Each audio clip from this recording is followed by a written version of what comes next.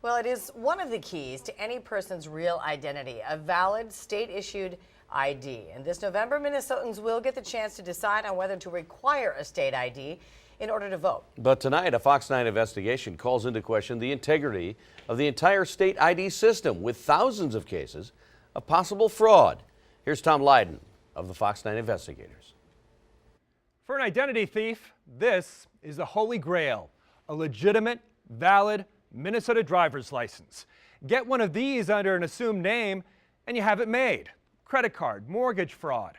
Get stopped by a cop, hop on an airplane, no problem.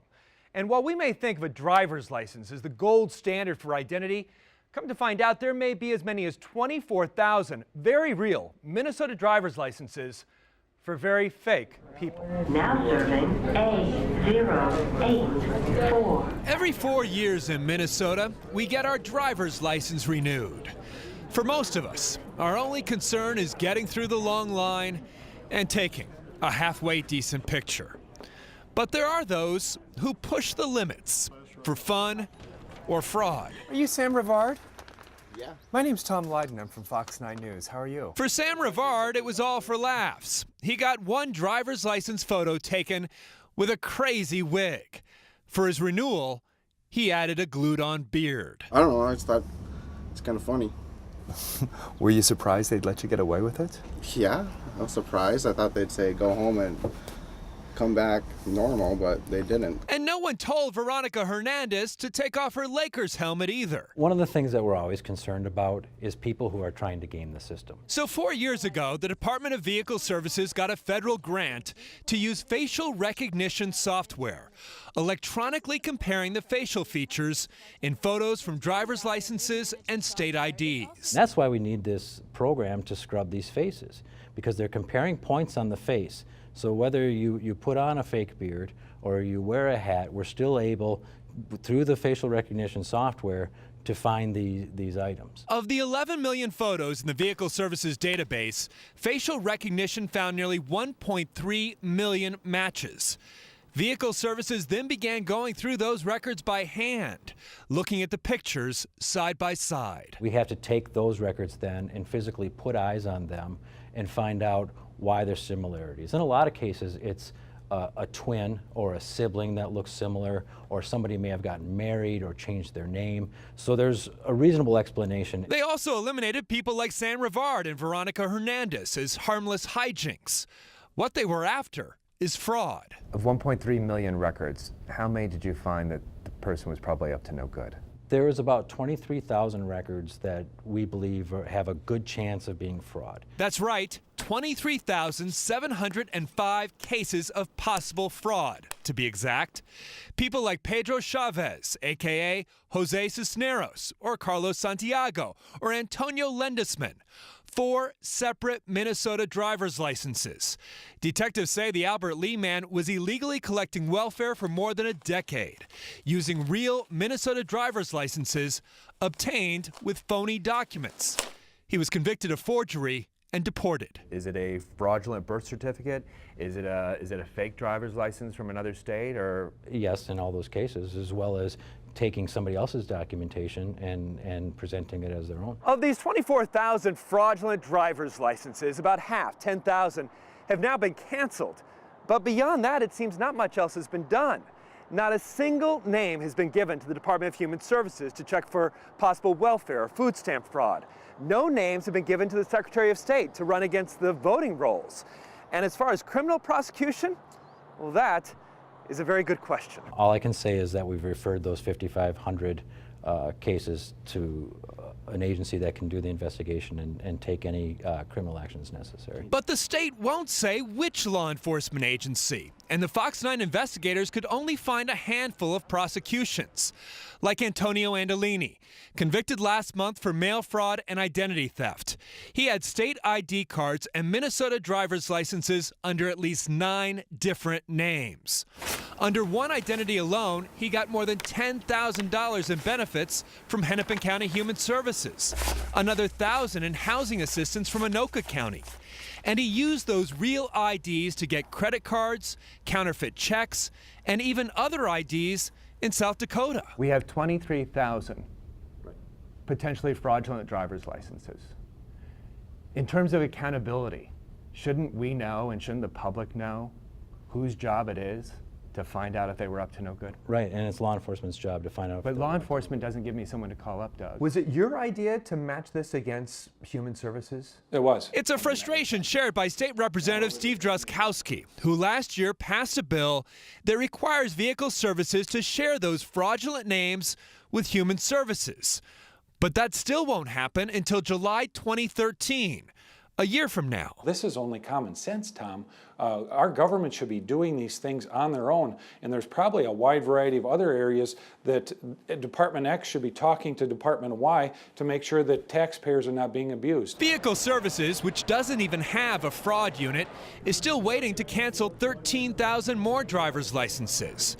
But even if they're eventually prosecuted, the penalty for using a fake name to get a real driver's license is only a gross misdemeanor, for a crime that even under the most conservative estimates is costing the state millions. No, I wasn't trying to commit a crime or anything. Okay, just a joke. Lucky for all of us, Sam Rivard just had an odd sense of humor. They took a hard look at it with 3 different ladies. They really examined it, and they still let it go through. The Department of Vehicle Services says this is still very much a moving target, and they'll continue to use facial recognition software. In addition to the 10,000 regular driver's licenses they've already canceled, Vehicle Services has also canceled 72 commercial licenses. We're talking about truck drivers here, and even potentially school bus drivers. We'll keep on top of this story. For the Fox 9 investigators, I'm Tom Lydon.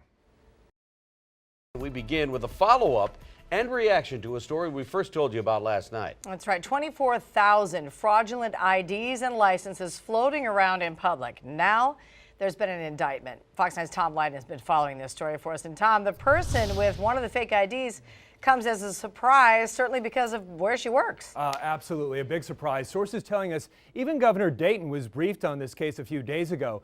The person indicted today is an administrator in the Secretary of State's office, of all places, where she's worked for about 7 years.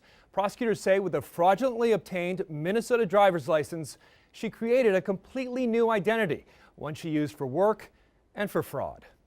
Hi. Victoria? No. Yeah, Victoria, my name's Tom Lydon. I'm from Fox 9. Freshly indicted, Victoria Iola didn't want to talk to us. She hid inside the federal courthouse, and prosecutors believe she's been hiding behind an alias for a very long time. According to a 10-count federal indictment, her real name is Olaremi George, and she used a phony social security number to get a very real Minnesota driver's license under the name Iola.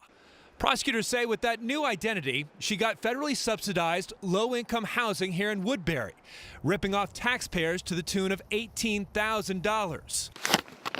Lying about her $55,000 a year salary here at the Minnesota Secretary of State's office, where they knew her by her alias Iola.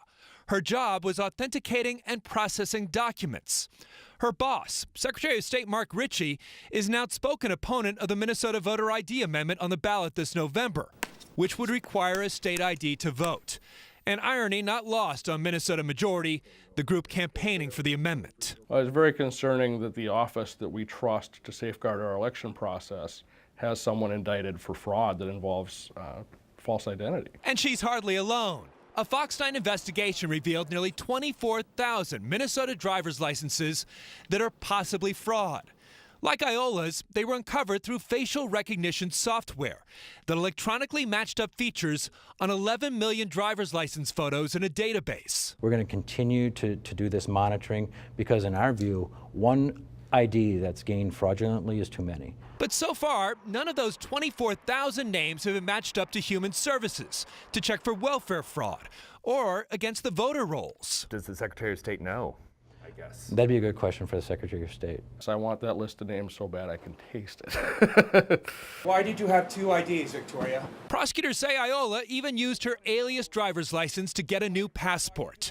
In her native Nigeria, Iola means joy of wealth. And while that name may have brought her wealth, Why did you have 2 driver's licenses? presumably, the joy is now gone. And tonight we discovered she used that alleged fake identity when voting as well. Although she is not registered to vote under her true identity, so she's only voted once from what we can tell. Secretary of State Mark Ritchie was out of state and unavailable for comment today. So far, Vehicle Services has canceled 10,000 Minnesota driver's licenses because of suspected fraud. They are still working on canceling another 13,000, and more criminal prosecutions are expected. By the way, we have a link to last night's investigation at myfox9.com. The use of Minnesota driver's licenses for identity fraud isn't just outrageous. It may also be a matter of national security. That's according to the Department of Homeland Security, now weighing in on our Fox 9 investigation. Tom Lydon's been all over this. In fact, pretty much broke the story. And Tom, you're joining us now with the latest. Yeah, we did, in fact. And I can tell you, the feds are concerned because we're not talking about forgeries here. We are talking about people getting very real Minnesota driver's licenses under fake names. And come to find out, we may have only scratched the surface of the problem. Hi. Victoria? There's a reason Olaremi George, aka Victoria Iola, became a priority for the feds. It wasn't because she used that fake name to get a real Minnesota driver's license, or housing assistance, or even a job at the Secretary of State's office. It's because she used that driver's license to get a very real U.S. passport. It's a national security vulnerability that we need to address. Michael Feinberg's in charge of the local Homeland Security Office. It was a federal task force that developed the case against George and 18 others who have been arrested for getting real Minnesota IDs under assumed names. Agent Feinberg says the stakes couldn't be higher. I revert back to the 9/11 hijackers when they were able to get driver's licenses in other states, very easily. Without that control, there's a vulnerability there that we need to look at. It was a federal grant 4 years ago that allowed the Department of Vehicle Services to use facial recognition software to discover nearly 24,000 cases of possible fraud in the driver's license database. But it was curious how the state wouldn't tell us who was actually investigating. We've referred 5,500 cases to law enforcement But for you further can't- investigation and But criminal you can't charges. tell me if who you they- referred that to. Right. But it's not like the state of Minnesota voluntarily gave up those names. The Fox 9 investigators have learned it was a federal grand jury meeting at the courthouse last year that actually issued subpoenas to the Department of Vehicle Services, forcing them to turn over those names. And I want you to think about that for a moment. That's the federal government forcing the state to reveal possible cases of fraud. And consider this, facial recognition software was used just once against the database and hasn't been used since. That was a snapshot in time from 2008 prior. So there hasn't been any look at any of the driver's license from 2008 to present. So we don't know if someone fraudulently got a driver's license in 2009, 10, 11, or 12. Correct. In other words, 4 years of fraud we know nothing about. Why did you have 2 driver's licenses? Why Olaremi George, an immigrant from Nigeria wanted with a second passport, is still a mystery. But chances are she's not the only one who's learned how easy it is in Minnesota to start a second identity from scratch. And as we reported last night, Olaremi George used her alias to vote in at least 2 elections. Today, Secretary of State Mark Ritchie says his office is conducting an internal investigation and referring the case to state prosecutors to look into possible voter fraud. Jeff? Well, Tom, you mentioned this facial recognition software. Is the state going to use that to look at the last 4 years of state IDs now? They're talking about it, Jeff. You know, they see this as an ongoing process. They're even talking about buying this facial recognition software. But so far, they haven't done it. So far, we still have these 4 years. And keep in mind, this was 4 years ago that they ran the initial scrub of the facial recognition software. I think there are some very real privacy concerns that some people have about this technology. And in fact, Senator Al Franken is holding a hearing in Washington, D.C. tomorrow to look into some of those privacy issues. Well, this thing isn't going away, is it? It sure isn't. Okay, thanks, Tom.